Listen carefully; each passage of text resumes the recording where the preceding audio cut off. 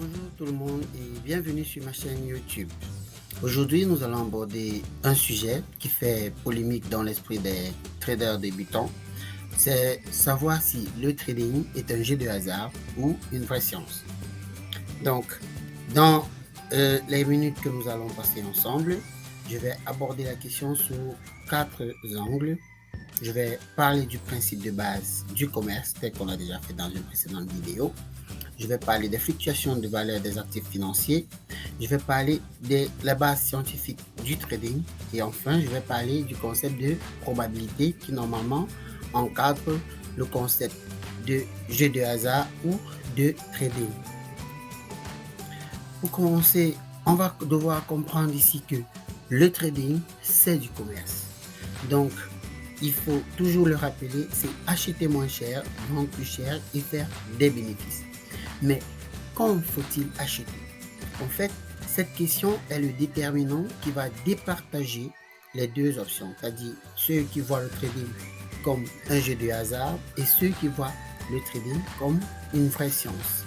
Étant donné que les marchés sont constamment changeants, tout comme le jeu de hasard, et savoir à quel moment acheter permet donc de fixer une assurance sur le fait que c'est un jeu de hasard ou une vraie science.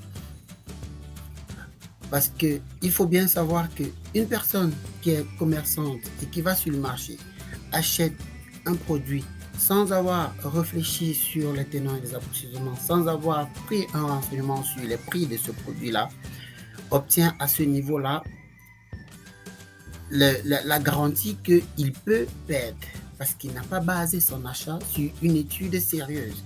Et donc, il est allé acheter au hasard et on est presque sûr qu'il va faire des pertes parce que ce serait une chance inouïe qu'il arrive à vendre et faire des profits, sachant qu'il n'y a rien qui le lui garantissait. Il ne s'est pas appuyé sur une base qui lui garantit un gain. Il sera en fait comparable à quelqu'un qui fait dans le jeu du hasard parce que lorsque vous prenez 4 boules sur 50 et que vous attendez à ce qu'on lance les boules et que les 4 que vous avez choisis arrivent en premier dans le trou, c'est faire véritablement du jeu du hasard parce qu'il n'y a aucune base qui permet d'étayer votre raisonnement qui a conduit à ce que vous choisissiez 4 boules sur 50. Donc, vous comprenez que ça, c'est un principe aléatoire, un choix hasardeux et qui définit l'improbabilité que vous arriviez à un résultat positif. Pourtant, si vous voulez faire dans le trading, il faut, avant de faire vos achats, mener une étude sérieuse du marché. L'étude du marché implique le fait de prendre des informations, de les vérifier, de les valider avant de vous engager à faire votre achat. Et pour cela, le trading a donc mis sur pied une base d'informations qui en fait une science. En matière de trading, pourquoi parler de science? Parce que le trading comporte des théories, des méthodes avérées et objectives, c'est-à-dire qui s'appuient sur un objet précis. On a des écoles de formation dans la finance qui permettent d'enseigner le trading comme matière. Ça veut dire que c'est une science qui a été institutionnalisée. Et ça en fait quelque chose d'un peu plus sérieux qu'un jeu de hasard. En troisième lieu, on va voir, comme je disais tantôt, le trading s'appuie sur un objet. Il étudie le comportement de l'homme face à la finance. Et ça donne la substance pour des recherches indéfinies. Ça veut dire que la recherche, normalement, doit s'appuyer sur un sujet avec des questions parfois rhétoriques qui se renouvellent et qui peuvent alimenter la science indéfiniment. Le comportement de l'homme en est un de ces sujets-là. Et le trading, particulièrement, étudie ce comportement et développe des théories qui arrivent à permettre aux traders de mieux comprendre ce comportement et donc de tirer profit de ces comportements lors de leur prise de position. Donc, sachant que les marchés sont fluctuants, il faut les appréhender. Comment est-ce qu'on va utiliser la base scientifique du trading pour appréhender les marchés qui sont soumis à des fluctuations permanentes. Parce que c'est en fait ça la condition pour faire un achat gagnant. Un achat gagnant, c'est de pouvoir bien comprendre la fluctuation du marché et de tirer avantage de ces mouvements pour pouvoir faire des bénéfices. Actuellement, le trading a fait ce qu'on appelle développer un certain nombre d'outils qu'il a mis à la disposition des traders. On a des supports graphiques, on a des théories telles que je l'ai dit tout à l'heure, et on a aussi des annonces économiques. Si on doit parler des graphiques, on en a 3 types, en chandelier, en bâton et en ligne. Ces graphiques vous permettent donc d'analyser les fluctuations sur la base des schémas, des configurations, et vous permettront de prendre des positions de manière à garantir un certain gain. Parce qu'en vous appuyant sur certaines configurations comme étant des précurseurs à certains mouvements de marché, vous arriverez à anticiper sur les mouvements de marché et donc potentiellement faire des bénéfices.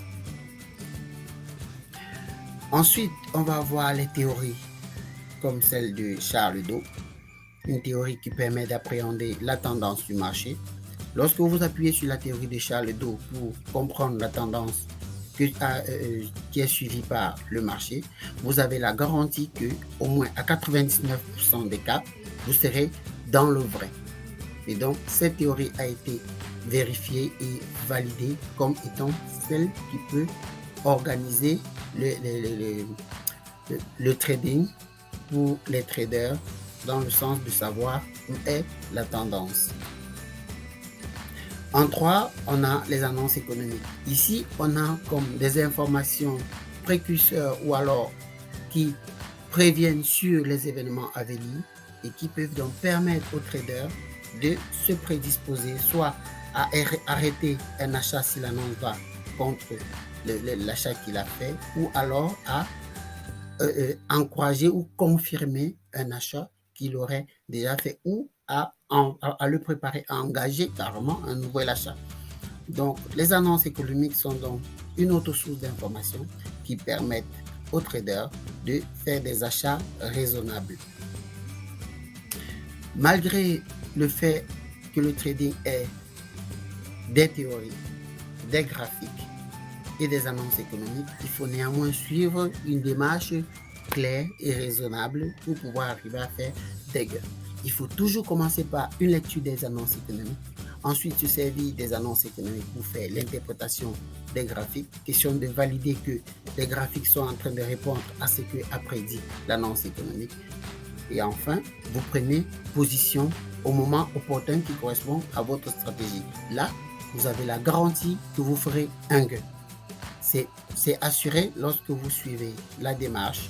Vous êtes sûr qu'à un fort pourcentage, vous aurez votre gain. Parlons maintenant d'un concept, comme je dis, qui permet de départager ceux qui font dans le jeu de hasard et ceux qui font dans le trading. On va parler là de probabilité. En fait, c'est un concept qui intervient dans presque tous les événements de la vie parce que on va parler ici de faibles probabilités pour des événements qui ont peu de chances d'arriver, comme par exemple une pluie en saison sèche. Quelqu'un qui mise sur une pluie qui va tomber en saison sèche s'expose à une probabilité très faible que cela arrive. Pareil pour quelqu'un qui va miser sur l'accident alors qu'il a un bon chauffeur au volant. Il est presque sûr que si le chauffeur est au plein de sa forme, il ne fera pratiquement aucun accident. Ça ne veut pas dire que ça ne peut pas arriver, mais il y a peu de chances que cela arrive de par son expérience et de par son habilité à conduire une voiture. Maintenant, de l'autre côté, on aura une probabilité forte lorsque, effectivement, on aura des cas de figure qui ont des fortes chances de se produire, comme une pluie en saison pluvieuse. C'est la saison pluvieuse et donc on est presque sûr qu'il y aura une pluie. Quelqu'un peut donc s'appuyer dessus pour faire une prise de position. Pareil pour Beyoncé, si elle fait une vidéo, on est presque sûr que dans les 10 minutes qui suivent où elle aura posté la vidéo, elle fera 1000 vues ou même plus. Quelqu'un peut carrément s'appuyer dessus pour prendre une position. On est sûr qu'il aura gain de cause à quelques limites près. Donc, directement, si on doit faire cette transposition du phénomène de probabilité sur les deux disciplines qui nous intéressent ici, on aura le jeu de hasard. On va voir que en termes de probabilité, on a une très faible probabilité de gain parce que espérer que 4 boules qu'on a choisies sur 50 arrivent en premier, c'est presque utopique et donc il y a peu de chances que cela arrive. Impossibilité de gain régulier. Il est rare de voir un joueur de jeu de hasard qui arrive à faire des bénéfices tous les jours. Ça, c'est presque impossible. Et donc, ça relève du rêve. Également, on parle des mouvements précurseurs. Il n'y a aucun signe avant-coureur que le gars qui a misé sur les 4 boules va voir ces 4 boules arriver avant, parmi les 50 autres qui ont été lancés. Il n'y a aucune base d'information qui le prévient sur le fait que les 4 qu'il a choisis vont arriver en premier. Et pareillement, il ne peut pas capitaliser sur l'expérience. C'est-à-dire, c'est pas parce qu'il a fait 10 ans de jeu de hasard qu'il devient un gagnant compulsif ou alors un gagnant régulier. C'est pas possible dans le jeu de hasard parce que le jeu de hasard opère dans le domaine des probabilités faibles. Pourtant, le trading, lui, il opère dans le domaine des probabilités fortes parce que lorsque vous prenez une position en achat ou en vente, vous avez 50% de chances que le marché aille dans votre sens et 50% de chances que ça aille contre vous. Du coup, on a déjà au moins une forte probabilité que l'on puisse faire des gains. Également, est-ce qu'on peut faire des gains réguliers en trading? C'est oui. Il y a même une forte probabilité pour ceux qui ont l'expérience, pour ceux qui sont déjà profitables et qui ont maîtrisé leur processus, de faire des gains tous les jours. Parlons des signes avant-coureurs. En trading, il y a ce qu'on appelle des configurations, que lorsque elles apparaissent, elles vous donnent une certaine assurance sur le mouvement qui va être exécuté par les prix dans les minutes ou les heures qui suivent. Et vous pouvez donc tirer avantage de cela. Il y a des signes avant-coureurs.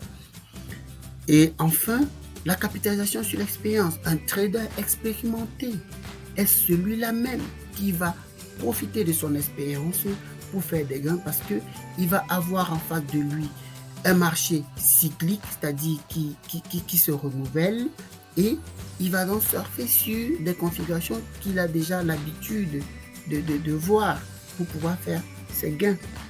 Il faut donc comprendre que le trading et le jeu de hasard, c'est deux mondes complètement différents. C'est deux mondes qui n'opèrent pas dans le même champ de probabilité et donc ne peut pas être associés.